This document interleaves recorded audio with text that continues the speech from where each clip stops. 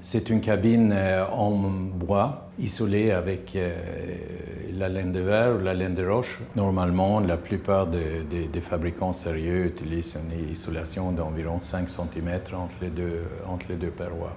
Le bois le plus utilisé, c'est l'épicéa, parce que c'est un bois qui pousse essentiellement au nord des pays scandinaves, voire les pays nordiques. Si j'inclus également la Finlande, et c'est un bois qui est parfaitement adapté pour servir comme bois pour le sauna.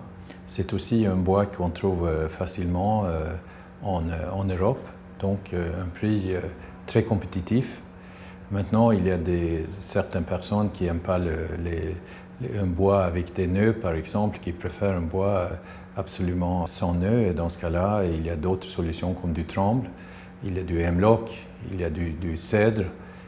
Mais tous ces bois-là viennent très souvent importés de l'Amérique ou du Canada. Donc, les bois plus rares, donc voire plus chers.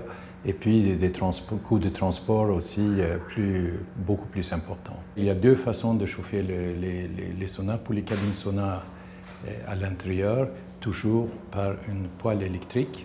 C'est des résistances électriques qui chauffent l'air.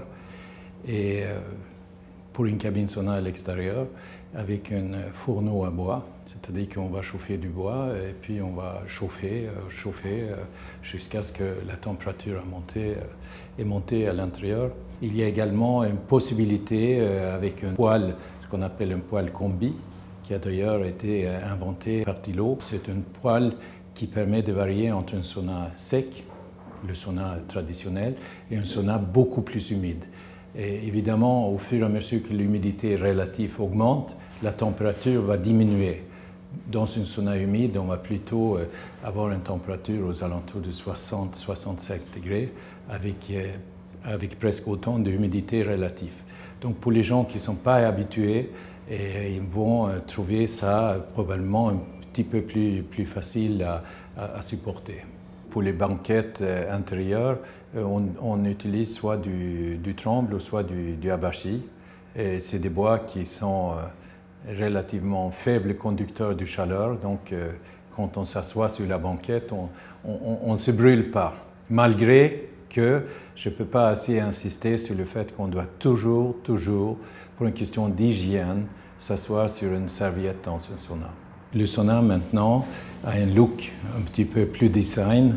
Il y a des gens qui aiment bien avoir toute une façade bien ouverte parce qu'ils se sentent un peu claustrophobes, avec des portes vitrées, avec des parois vitrées, pour rendre le sauna un petit peu plus agréable.